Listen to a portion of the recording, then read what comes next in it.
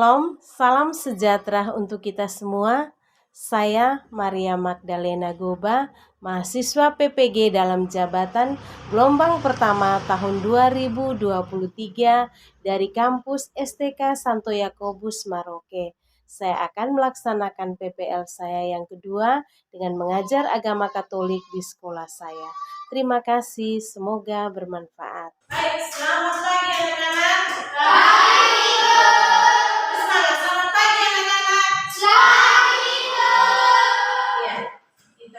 Kalau udah selamat pagi, kita jawab pagi. Pagi, luar biasa gitu ya. Oke, baik, kita ulang. Selamat pagi. Pagi, luar biasa. Sekali lagi lebih semangat. Selamat pagi. Pagi, luar biasa. Baik, terima kasih karena kita sungguh luar biasa. Maka pagi hari ini kita kembali berkumpul di tempat ini. Karena siapa? Karena penyertaan Tuhan yang membimbing kita dari pagi, dari rumah kita masing-masing sampai di tempat ini. Baik, untuk menyemangati pagi ini, kita berdiri sebagai pelajar Pancasila. Kita mulai kegiatan kita dengan menyanyi lagu apa? Garuda Pancasila. Bisa? Oke, tangan siap karena lagu kebangsaan, tangan siap dan kita menyanyi dengan lantang. Garuda Pancasila. Garuda Pancasila. Ibu ingat kemarin ibu pernah ada kasih tugas minggu lalu menyusun doa. Sudah? Kalau sudah, ibu minta salah satu orang untuk berdoa. Doa yang disusun itu dengan mengganti kata saya menjadi kami, kita. Baik, silakan siapa bisa Bendy all. Silakan di tempat saja berdoa. Kita ambil sikap doa yang baik.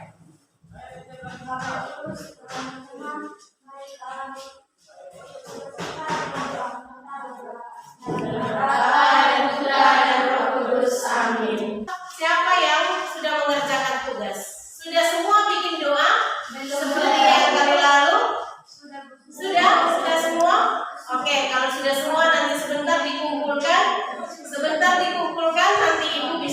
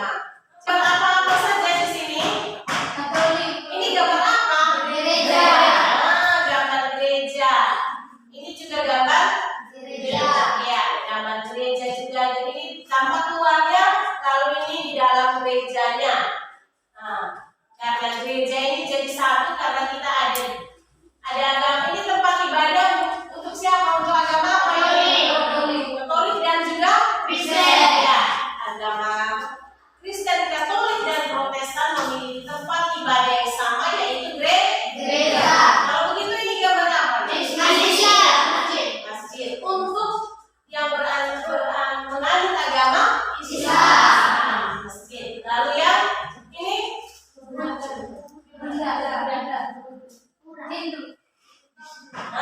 gereja, masjid, terus ini pura. Untuk agama Hindu. Lalu ini apa namanya? Wih. Namanya apa? Ini kelenteng. Nah, wihara. Wihara untuk yang beragama Buddha dan Konghucu. Ya, Buddha dan Konghucu. Lalu ini, ya, masing-masing agama kita. Berapa agama di Indonesia? 6 agama. 1 Kristen, Katolik, Islam, Hindu, Buddha, Konghucu. Ya. Dan ini adalah kitab-kitab yang dipakai oleh beberapa agama yang ada di Indonesia. Untuk Katolik apa Alkitab? Namanya Alkitab. Lalu untuk Islam apa?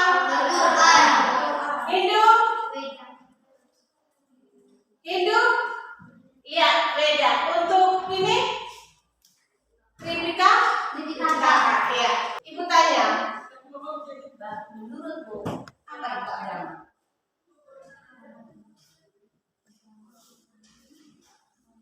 Kalian sudah punya agama semua kan? Sudah masuk menjadi agama? Katolik. Nah, kalau begitu apa itu arti agama? Agama adalah ajaran atau sistem yang mengatur tentang tata keimanan atau kepercayaan dan keperibadatan kepada Tuhan yang Maha Esa serta tata kaidah yang berhubungan dengan pergaulan manusia dan lingkungan. Beragama adalah suatu pilihan hati dari setiap pribadi atau individu. Pilihan hati dari setiap pribadi atau individu dengan kesadaran sendiri tanpa paksaan. Beriman adalah meyakini atau mempercayai sesuatu yang lebih dari dirinya. Dengan demikian, beragama mengandung makna kesetiaan seseorang dalam menjalankan aturan-aturan agama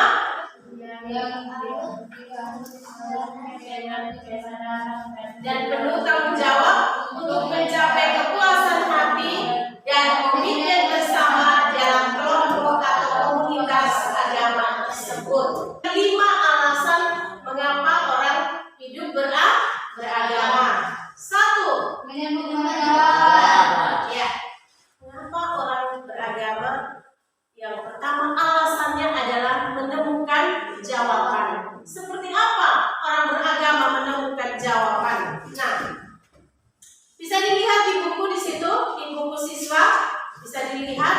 Nah, sambil mendengarkan penjelasan ibu bahwa ada banyak pertanyaan yang berkaitan dengan kehidupan ini. Contohnya ada orang bertanya dari mana kita berasal, dari mana asal manusia, untuk apa manusia itu ada, lalu kenapa ada penderitaan. Pertanyaan-pertanyaan di dalam kehidupan itulah yang dijawab di dalam ketika kita beragama, kita akan menemukan jawaban-jawaban itu. Hal baik yang diperoleh jika manusia menghayati hidup beragama yang benar. Apa-apa saja yang kita peroleh itu? Apalagi? Hidup berada dalam suasana kita. Melakukan ajaran-ajaran yang benar dan melibatkan nilai-nilai kebaikan dalam hidup. Adanya toleransi dan hidup berkeadaban yang mengandung agama lain. Ya, ada beberapa hal, ada 4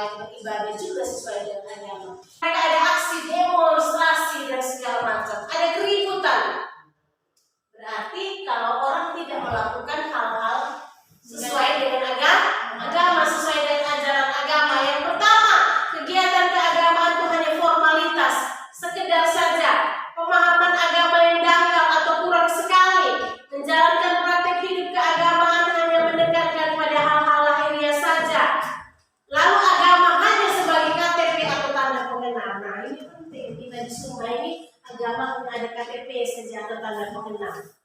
Artinya kita tidak menjalankan agama dengan benar, masih pergi merapu di sana, masih pergi ikut kegiatan di sana, boleh ikut tetapi hanya untuk melihat, tetapi jangan menjadi pelaksana lagi karena kita sudah menganut agama Katolik. Lalu tidak pernah pergi gereja, hanya di KTP itu, kartu keluarga itu, agama apa?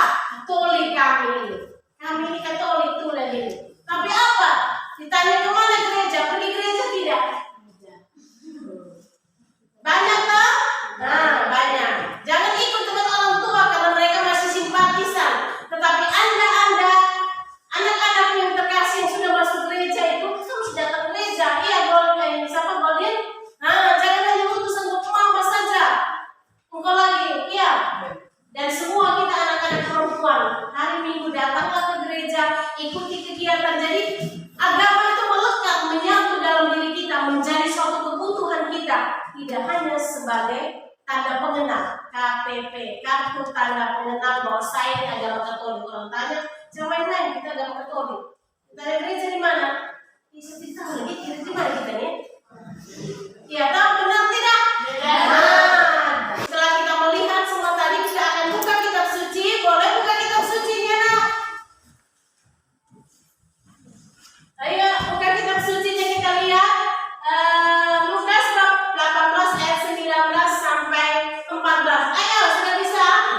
Ayo, macam mengantuk ini. Ayo, nyanyi dulu. Baca kitab suci, doa tiap hari, doa tiap hari, doa tiap hari. Mari kita baca bersama-sama. Ayo, bisa baca. 1, 2, 3. Perumpamaan tentang kita baca tadi kisah tentang apa? Orang Farisi dan pemungut cukai. Seperti apa mereka? Lalu yang berikut kita juga akan melihat selain pesan kitab suci, tetapi kita akan melihat juga tentang apa? Dokumen gereja. Nostra Aetate artikel 1. Coba dibaca apa yang ditulis di situ. Aetate artikel 1, dokumen gereja yang berbicara tentang hidup beragama. Hidup beragama yang bagaimana? Hidup beragama harus benar berdasarkan pada keyakinan bahwa Allah telah mencintai manusia. Dialah sumber cinta penyelenggara kehidupan, sehingga hidup beragama hendaknya mengarah pada hubungan yang semakin dekat dengan Allah. Jadi kalau kita beragama, kita hidupnya harus semakin dekat dengan Allah. Dekat, bagaimana cara kita dekat dengan Allah? Rajin berdoa. Doa itu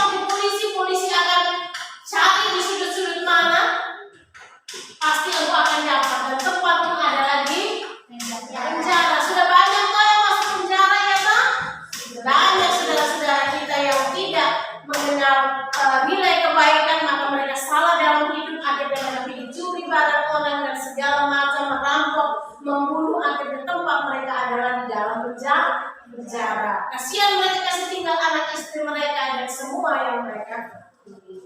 Itu yang hal-hal yang tidak boleh dilakukan. Untuk itu, jadilah kita menjadi garam dan terang. Kita menjadi garam dan terang untuk bisa menerangi mereka yang masih jalannya gelap di sana. Mereka banyak yang belum agama, atau saudara-saudara kita di sana? Ya, Banyak belum beragama karena mereka masih simpatisan saja. Mereka hanya tolong lihat gereja, mereka tolong ada yang menyanyi di dalam. Nah, itu menjadi tugas kalian untuk supaya bisa membantu mereka untuk mengarahkan mereka kepada kehidupan yang baik. Bisa dilakukan anak-anakku? bisa. Bisa menjadi garam dan terang? Bisa. Apa artinya garam? Bagaimana dia? Fungsinya untuk bikin gurih itu sayur, toh? Nah, kalau kita masak sayur, kalau mau masak sayur kita taruh garam, rasanya enak. Tapi kalau ditaruh garam itu enak ya? Nah, enak. Garam itu dia larut, tapi dia memberikan rasa yang luar biasa, ya toh? Nah, garam juga mengawetkan ikan bisa menjadi 10 hari karena dia diawetkan dengan garam. Selain dengan es. Jadi kita menjadi pengawet bagi orang lain. Kita menjadi perasa bagi orang lain untuk supaya mereka bisa menjadi orang baik, ya toh? Dan juga kita menjadi terang. Terang seperti apa? Kalau tiba-tiba kita malam lampu mati, apa yang terjadi? Kita harus pakai cahaya. Dulu kita masih pakai lilin, api untuk menerang. Sekarang cepat-cepat cari HP. Kan listrik mati toh? Listrik mati, jadi cepat-cepat itu apa di mana ya? Dan mana? Pasti senter yang mulai bernyala. Berarti kita butuh terang. Maka jadilah kita anak-anak terang untuk bisa menerangi kehidupan teman-teman kita yang masih gelap. Ya toh? Bisa? Mau refleksi. Sebelum kita evaluasi, kita refleksi. Nah, coba kita lihat kembali itu. Ada pertanyaan-pertanyaan refleksi. Ada pertanyaan-pertanyaan refleksi. Ada 4 pertanyaan itu. Pertanyaan pertama, tuliskan motivasi apa kamu masuk menjadi seorang agama Katolik. Kan banyak agama, ada 5, bahkan ada 6 tadi kita bilang kan. Tapi kok kenapa kamu pilih menjadi agama Katolik? Pasti ada sesuatu deh yang berkesan, ya kan? Pasti ada sesuatu yang membuat kamu memilih agama Katolik. Apa karena ibu gurunya yang cantik? Hah? Tidak? Nah, salah satu ya? Nah, semoga. Atau ada apa begitu yang membuat kita berkesan Anda untuk memilih agama Katolik? Tulis di nomor 1. Lalu siapa yang berani? Yang berani untuk menjawab sedikit itu pertanyaan, artinya men-sharingkan, mengungkapkan. Fani? Bisa? Oke. Tepuk tangan dulu untuk Fani. Jawabannya adalah karena banyak teman yang mengajak saya untuk gereja dan juga ada dorongan dari kedua orang tua. Ada dorongan, motivasinya ada dorongan dari kedua orang tua. Orang tua sudah Katolik? Sudah, ada dorongan dari orang tua karena orang tua sudah Katolik dan mengajak anaknya untuk masuk Katolik. Lalu ada teman-teman yang selalu mensupport dia setiap hari Minggu ke gereja. Dan bagaimana Justin? Orang tua kan berapa kan? Nah, terus bagaimana? Kenapa kau bisa menjadi seorang Katolik begini?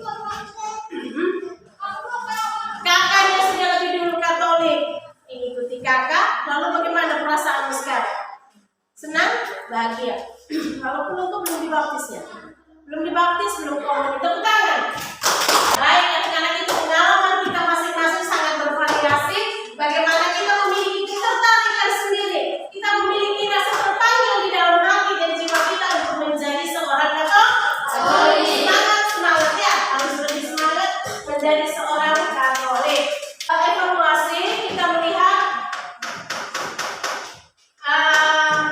ada 3 pertanyaan. Coba ditulis, ambil penanya, ditulis 3 pertanyaan ini.